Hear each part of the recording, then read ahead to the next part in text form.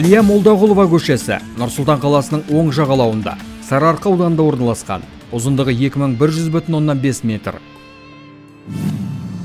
Әлия Нұрмұхамбетқызы Молдағұлова, шын есімі Әлия, майдандас достары Лия деп атапты. Кеңес одағының батыры, Құралайды көзге атқан мерген. Әскери мектепті үздік бітірген Әлия өз өтініші бойынша 17 жасында 1943 жылдың тамыз айында майданға аттанған. Ол 2-ші Балтық жағалау флотының 22-ші әскери тобы, 54-ші атқыштар тобының бригадас құрамында отан алдындағы борышын өтейді.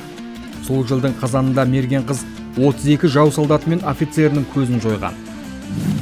Бұл көшенің бойында Ұлы Отан соғысында 100-ден астам жауды жер жастандырған. Құралайды көзге атқан мерген.